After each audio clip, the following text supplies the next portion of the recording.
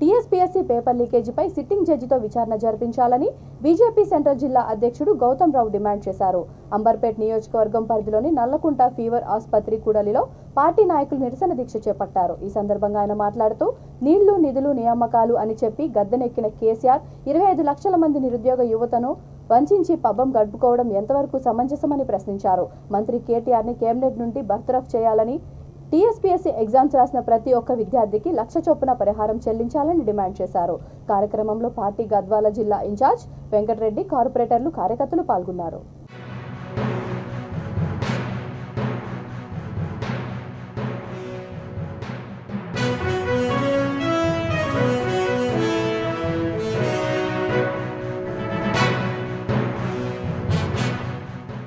State లో పెడితే ఇంకొక స్కామ్ చేసుకొని బతుకుతాడు వాడు. అట్లాంటి కుటుంబ పాలన ఇది ఈ రోజు ఈ విధంగా జరుగుతున్నాయి. మీరు చూసినట్టయితే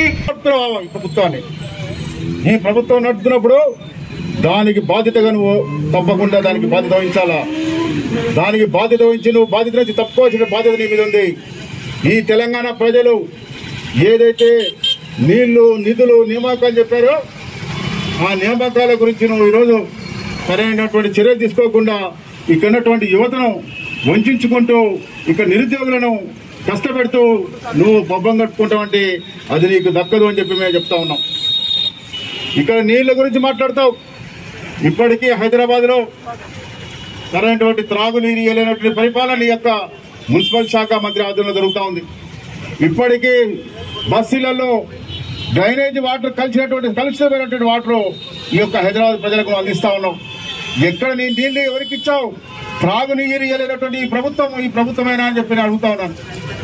ఈ నియామకాలు లేవు, త్రాగునీరు లేదు, నిధులు అంటావు. హైదరాబాద్ లో ఎప్పుడు డిపాజిట్ ఉన్నటువంటి జిహెచ్ఎంసీని ఈ రోజు దివాలా తీసిచ్చినటువంటి ఘనత కూడా నీకే దక్కింది. ఎక్కడ పోయినాయా నిధులన్నీ కూడా? నిధులు మా నిధులు మాకుంటాయని చెప్పావు. ఉన్న నిధులన్నీ కూడా నువ్వు కాజేశావు. నీ కుటుంబం కొరకు నీ యొక్క కుటుంబ ఆస్తులు